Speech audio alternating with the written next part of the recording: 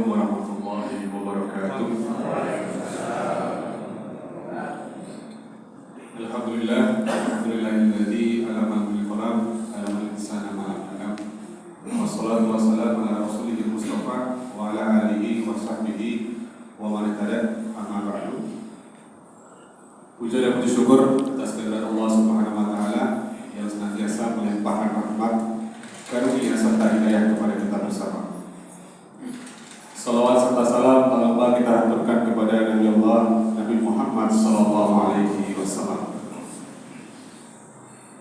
Alhamdulillah, pada pagi hari ini kita masih diberikan kesehatan, kesempatan untuk menghadiri sholat subuh berjamaah. Dan tentunya kita juga berharap satu hari ini kita diberikan kesempatan untuk menjalankan ibadah puasa. Hari ini adalah jadwal kedua saya mengisi kuliah subuh atau hukum subuh, dan mungkin menjadi jadwal terakhir saya bulan Ramadan di Masjid Darul Hakim. Dan ada satu berita buruk yang perlu saya sampaikan kepada jemaah sekalian. Jadi di dalam sebuah hadis riwayat Imam Muslim dikatakan di sana, ad-dunya sijnul mu'min wa jannatul kafir. Dunia ini adalah penjara bagi orang-orang mukmin dan surga bagi orang kafir. Jadi itu berita buruknya Bapak dan Ibu sekalian, bahwa Bapak dan Ibu adalah narapidana. Tapi tentu dalam konteks yang baik. Nah, kenapa Nabi Muhammad SAW mengatakan dunia ini adalah penjara bagi seorang mukmin? Karena dalam kehidupan sehari-hari, dari lahir sampai pasca meninggal, seorang manusia dia terikat dengan syariat, harus mematuhi perintah, harus menjalankan atau menjauhi larangannya, bahkan setelah wafatnya. Dari lahir kita ya sebagai orang tua harus mengakikahkan putra dan putrinya, ya, baik laki-laki ataupun perempuan. Pasca wafatnya ya, kita juga terikat syariat, ya, bagaimana kemudian jumlah kain kafan, menghadap kemana, ya, kemudian harus didoakan dan lain sebagainya. Kita tidak pernah terlepas dari syariat.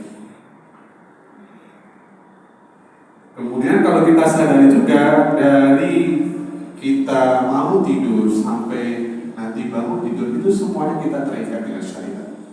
Kita tidak pernah dan tidak bisa lepas dari syariat. Maka itulah yang dikatakan sebagai penjara. Karena ibaratnya sebuah penjara, orang yang berada di dalam penjara dia harus mengikuti aturan dan tidak boleh ada namanya negosiasi. Kecuali dalam kondisi tertentu, dalam Islam disebut dengan rukhsah atau keringanan.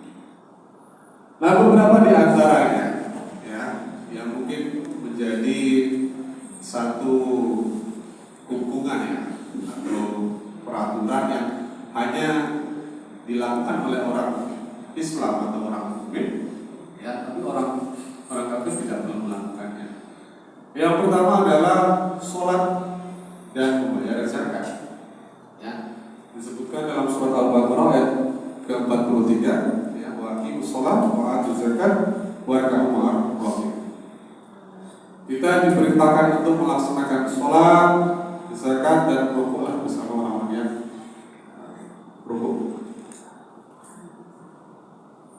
Nah, kalau orang-orang di luar Muslim, ya, di luar orang Islam, ya tentu tidak terikat dengan aturan ini. Ya. Kita bisa bayangkan kita harus sholat 5 waktu dari pagi hari, ya, fajar, sebelum fajar, yang 4:30 itu tentu berat. Ya, sedangkan teman-teman kita, saudara-saudara kita yang Muslim bisa bangun jam 7, jam 8. Walaupun sebagian dari kita juga bangun jam segitu, ya, subuhnya digabung dengan duha. Tapi idealnya ya orang muslim, orang mukmin dia subuh pagi hari. Kemudian zuhur, asar, maghrib, isya dan belum sholat sunnahnya. Kemudian dan ba'diyah. Bayangkan itu, kita harus meluangkan waktu kita untuk sekolah. Kemudian membayar zakat. Ya, kita sudah sampai bekerja mencari rezeki, tapi ternyata harus dialokasikan kepada orang lain yang miskin. Ya. 2,5%. Belum nanti ada zakat mal, belum nanti ada zakat profesi. Ya. Tapi itu ya, satu aturan yang tidak bisa kita elakkan sebagai seorang muslim dan mukmin. Ya. Nah, berbeda di Indonesia dulu ketika zaman Nabi dan juga Khulafaur Rasyidin. Seorang muslim itu hanya membayar zakat saja, sedangkan kafir zimmi atau orang-orang kafir yang dilindungi itu membayar jizyah atau pajak. Nah, sekarang di Indonesia lebih berat. Kita membayar zakat, kita juga membayar pajak. Ya. Jadi kita mungkin bisa dikatakan lebih berat daripada zaman Nabi, ya, zamannya para sahabat. Kemudian yang kedua, ya, kita juga tidak bisa menikmati semua makanan yang disediakan oleh Allah di dunia. Ada beberapa makanan yang diharamkan. Ya. Disebutkan dalam surat Al-Maidah ayat 3. Hurimat alaikumul maitatu wad-damu wal khinzir wa ma uhilla li ghairillah. Jadi diharamkan atas kamu memakan bangkai, darah, daging babi, bahkan daging sapi yang halal, tetapi ketika dibelah dan dipotong tanpa menggunakan atau tanpa mengucapkan lafaz Allah Subhanahu wa taala, maka diharamkan atasnya. Jadi betul-betul kita berada di aturan yang sangat ketat. Ya. Mungkin di Yogyakarta mayoritas muslim. Bagaimana kalau kita rihlah melakukan perjalanan ke daerah-daerah yang mayoritas Nasrani? Ya, mungkin di Manado, mungkin di NTT dan beberapa daerah lainnya, atau mungkin ke luar negeri. Belum tentu sapi itu halal atau thayyib. Ya. Kita harus cross check bagaimana pemotongannya, atau minimal dalam satu toko tidak ada menyajikan makanan haram lainnya. Itu bentuk hati-hatian.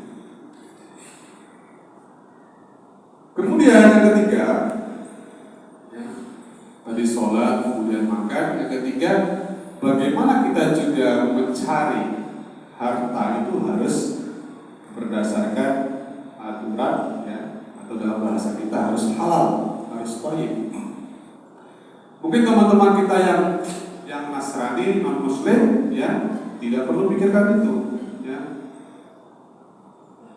Mau dari hartanya hasil berjudi, ya, hasil slot, hasil apa lagi, ya.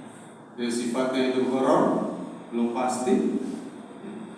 Maka itu diharamkan bagi kita. Kita harus betul-betul taat untuk mencari harta yang halal tanpa pengecualian.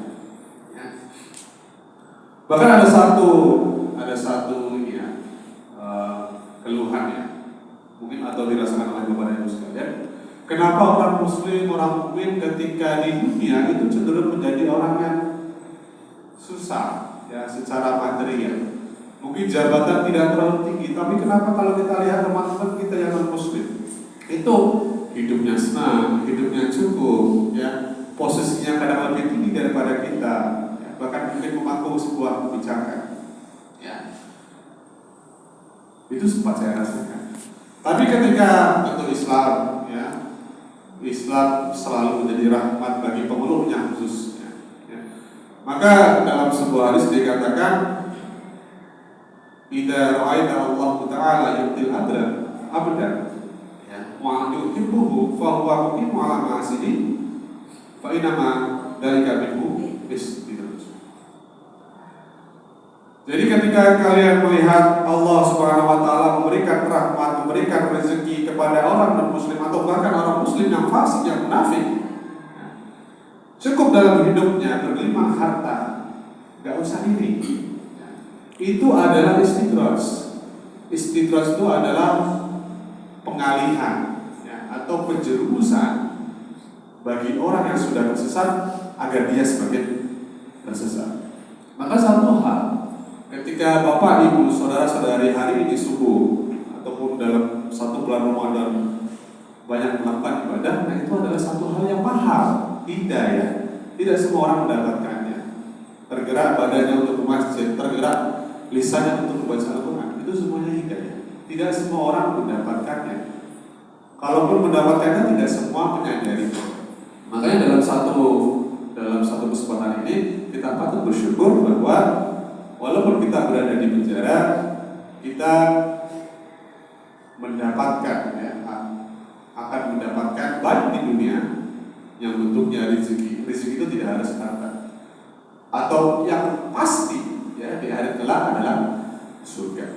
Nah, sebagai penutup saya, mungkin menjadi satu penenang, walaupun kita narapidana di dunia, kita ada dua prinsip yang perlu kita pegang, biar bisa menjadi orang yang legowo dan minimal bersabar di dunia. Yang pertama adalah ilamu anama hayat dunya laibu. Jadi ketahuilah oleh kalian bahwa sesungguhnya dunia ini hanya sebuah permainan.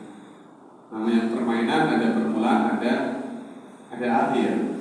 Jadi walaupun sekarang kita berada di penjara, kita tidak perlu risau. Akan ada akhirnya, akan ada masanya, masa hukuman kita akan berhenti. Nah, yang kedua, dalam menjalankan segala hal peraturan syariat Islam di dunia, kita tentu harus menjadi orang yang sabar. Sesungguhnya Allah Subhanahu wa taala itu bersama orang-orang yang bersabar. Innallaha ma'as-sabirin. Terima kasih. Bila bisa bil haq fastabiqul khairat. Assalamualaikum warahmatullahi wabarakatuh.